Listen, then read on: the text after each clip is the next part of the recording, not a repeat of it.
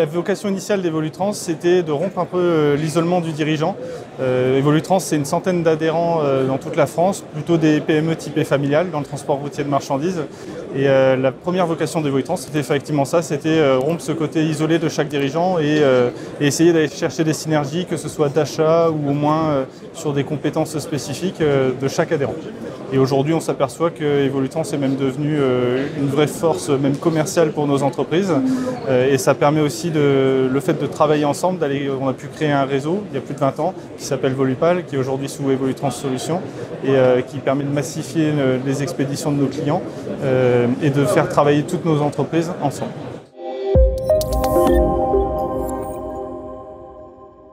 Depuis plus de 20 ans que Volupal existe, en fait, le fonctionnement de l'entreprise est basé sur la massification. On a des tournées de collecte et de distribution qui sont optimisées parce qu'on arrive à mieux densifier les volumes. On a des tractions interplateformes et des tractions finales qui sont remplies à saturation sur des doubles étages, sur des schémas assez massifiés, puisque effectivement on n'est plus un transporteur isolé, mais on est une centaine de transporteurs répartis sur toute la France, mais qui travaillent ensemble. Donc en termes de massification, on a des effets d'économie de véhicules sur la route qui sont assez impressionnants. Alors les EMS, c'est tout de même un sujet européen.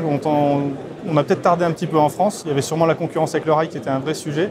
Aujourd'hui, ça a été validé, je crois, la semaine dernière pour la France. On attend un petit peu de savoir comment concrètement ça va être mis en place.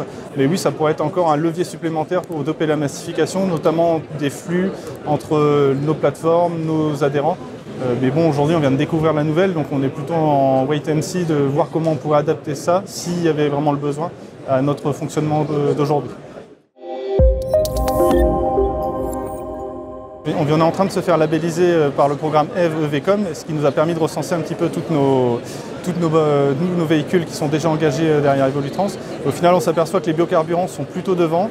Il y a eu un passé gaz qui est plutôt en train de disparaître. On a connu le yo-yo du coût énergétique il n'y a pas longtemps. Et on voit quelques véhicules électriques arriver. Donc il n'y a pas forcément une tendance à long terme qui se dessine, mais il y a surtout un engagement isolé, mais finalement groupé de chaque adhérent qui tout doucement s'équipe d'au moins un premier véhicule pour ne plus être à ne rien proposer et qui commence à envisager d'équiper des plus grandes parties de leur flotte.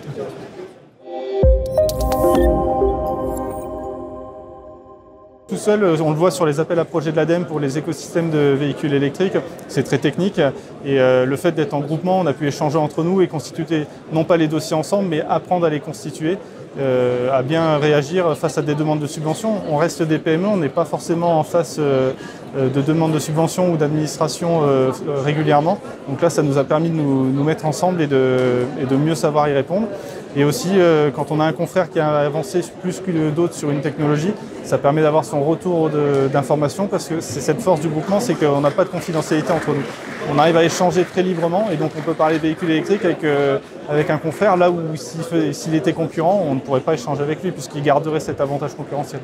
Notre vœu dans le groupement, c'est de pouvoir proposer très prochainement des produits green, c'est-à-dire de bout en bout, dans toute la France, proposer une solution décarbonée à nos clients. On commencera peut-être avec un véhicule qui roule au biocarburant et ce sera peut-être livré par un véhicule électrique, mais de bout en bout, on aura une proposition green. Et c'est là où on veut pousser nos adhérents à aller, s'engager dans des démarches de décarbonation et de suivi de leur consommation, que ce soit des labels, des chartes, et aussi concrètement investir dans des véhicules pour pouvoir proposer des prestations décarbonées à leurs clients, mais aussi au groupement.